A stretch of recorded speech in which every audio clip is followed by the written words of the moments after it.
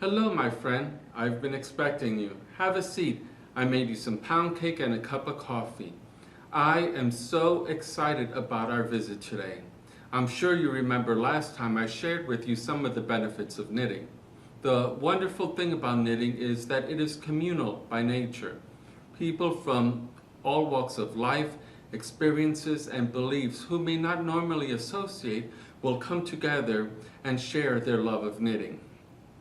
When you think about knitting, it may evoke fond memories of your grandmother, aunt, or uncle knitting sweaters during family visits for birthday or holiday gifts.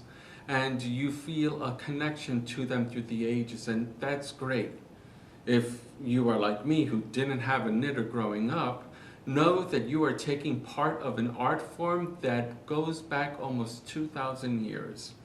The oldest knitted item that has survived are a pair of socks made in Egypt around 200 to 400 AD, though the technique that was used was not quite what we know today.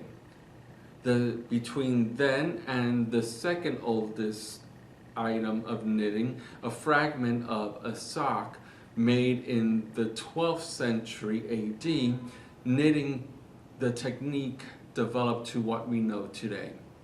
Knitting can be defined as the art of connecting loops of yarn together with two or more needles to form a fabric or garment. You can find yarn at your local craft store or yarn store. Yarn is sold in a number of different forms. Here you have a hank, which is yarn wound around a large oval and then wrapped around itself. Here you have a skein, which is yarn wrapped around a tube in ever-widening loops. You can also wrap yarn from a skein into a ball by using your fingers. There are many cast-on methods out there. Each cast-on method has a different effect on the cast-on edge of your fabric or garment.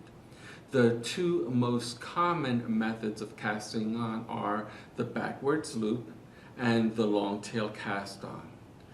For our purposes today, we are using a US size 13 needle, 9 millimeters, and a chunky yarn in the number 5 bulky family. For the backward loop cast on, you will start by making a slip knot. Like so, you make a loop, then put the yarn through that loop. Place the knot on the needle in your right hand, and with the yarn that is connected to your ball or skein, you want to twist the yarn, making a twisted loop, and place it onto the needle. Once again, twist the yarn, place it onto the needle.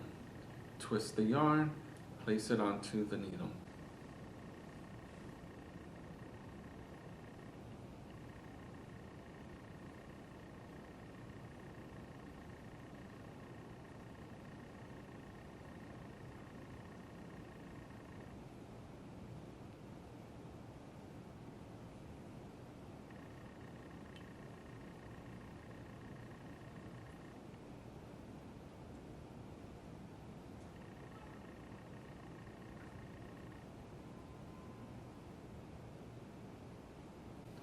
It doesn't matter which way you twist the yarn, as long as you are consistent throughout the entire cast-on process.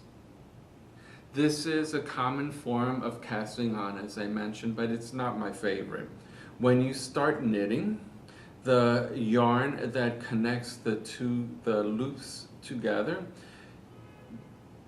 gets longer and longer. Again, it's a useful cast on, but not my go-to cast on. For my favorite cast on is the long tail cast on.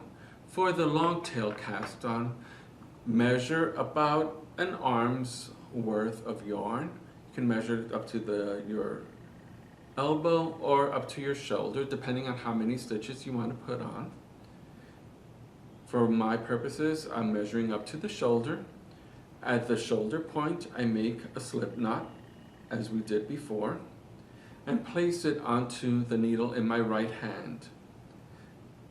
Now, the loose end of the yarn is facing me, closest to me on the needle, and the yarn that is connected to the ball is on the other side of the needle from me. With my pinky, ring finger, and middle finger, I'm going to wrap them loosely around both strands of yarn. With my pointer finger and thumb, I am then going to place between the two strands of yarn. Then I am going to take my needle in my right hand and extend it from my left hand about 3 to 4 inches. This will form a loop around my thumb and around my pointer finger. The loop around my thumb is made with the loose strand of yarn, and the loop around my pointer finger is made with the yarn that is connected to the ball. Now, with the tip of my needle, I'm going to trace my thumb from the base to the tip, catching the yarn on the left side of my thumb.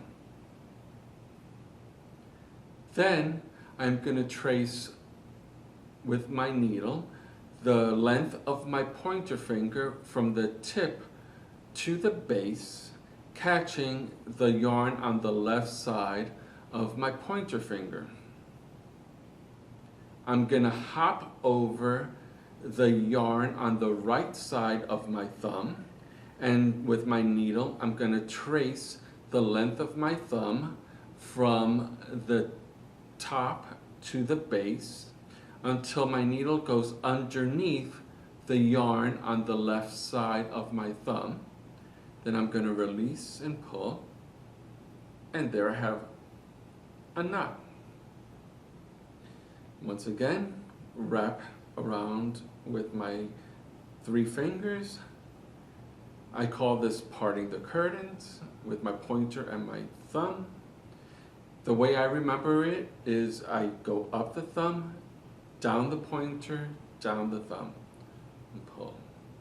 Once again, up the thumb, down the pointer, down the thumb.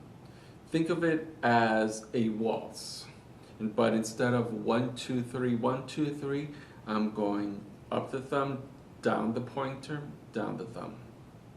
Once again, up the thumb, down the pointer, down the thumb.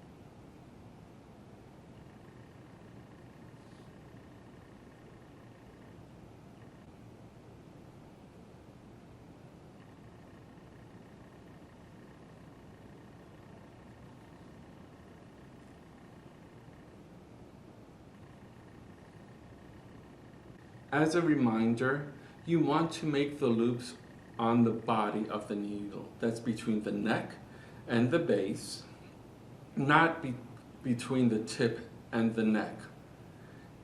Doing so in this section of the needle will make knitting into those loops difficult when you start knitting. Also, you do not want to pull too tightly onto the loops.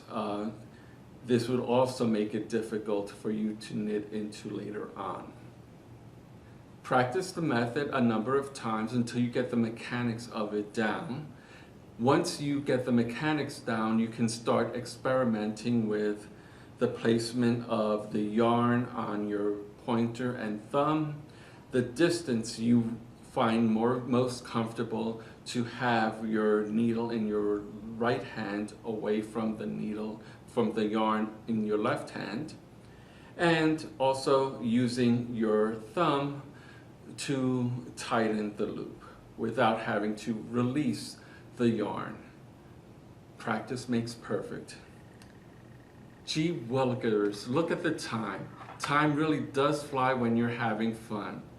I hope you enjoyed your cake, and I enjoyed your visit here today, and I look forward to our next visit.